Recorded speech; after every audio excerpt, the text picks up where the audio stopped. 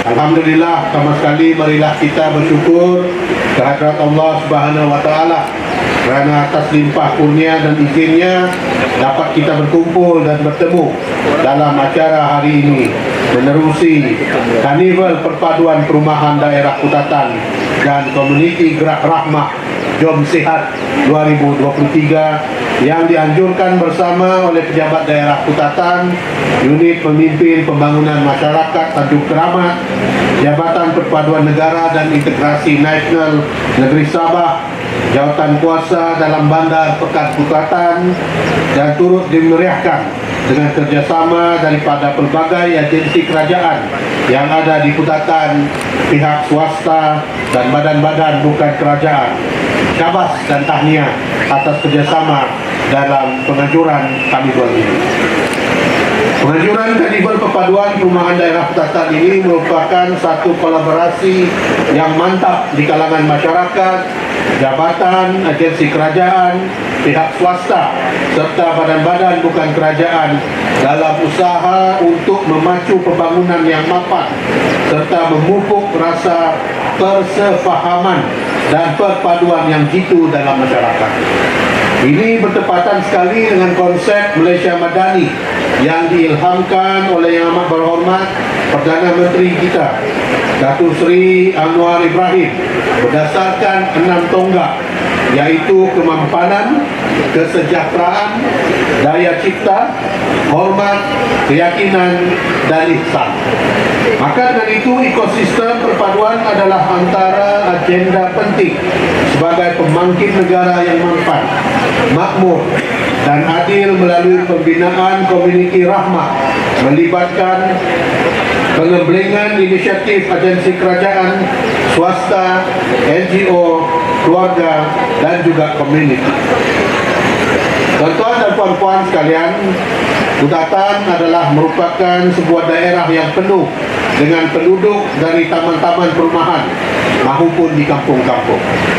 Objektif program ini dilakukan adalah untuk memberi penekanan konsep perpaduan dan persefahaman di kalangan penduduk di taman-taman perumahan dan juga seluruh masyarakat yang ada di daerah Kutatan.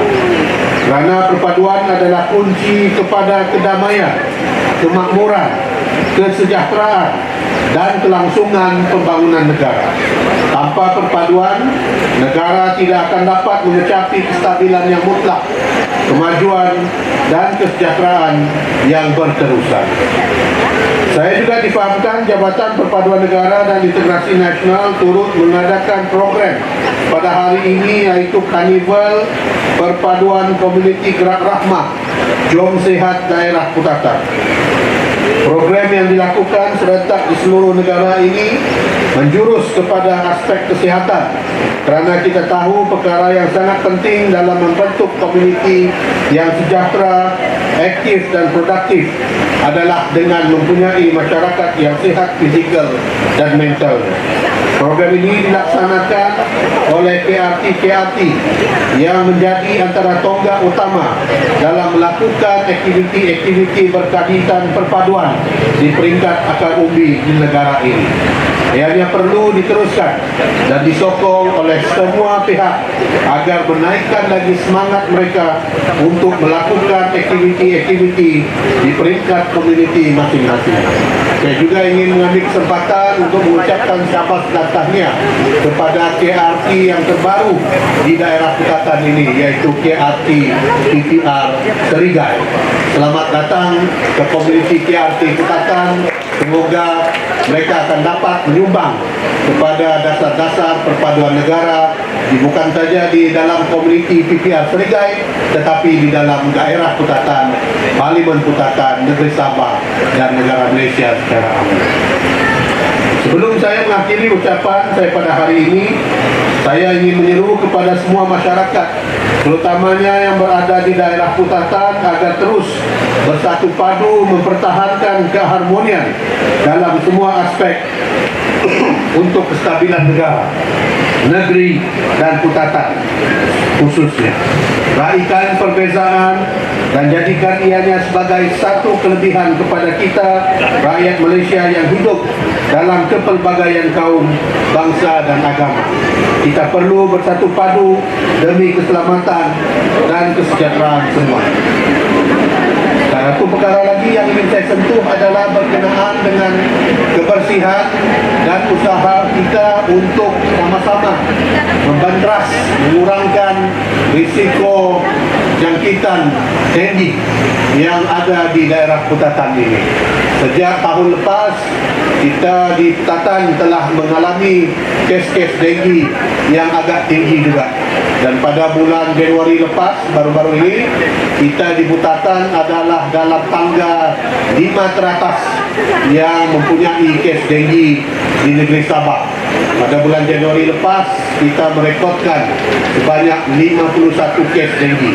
Ini bukanlah satu perkara yang kita ambil ringan, tetapi satu perkara yang kita sebagai masyarakat di daerah Kutatan ini perlu sama-sama memainkan peranan untuk cuba mengurangkan risiko pembiakan nyamuk Aedes yang membawa kepada jangkitan dengue ini. Maka saya menyeru kepada semua pemimpin-pemimpin masyarakat yang hadir, KRT, ketua-ketua kampung, pengurusi JPKK dan pemimpin masyarakat serta individu yang ada untuk memainkan peranan.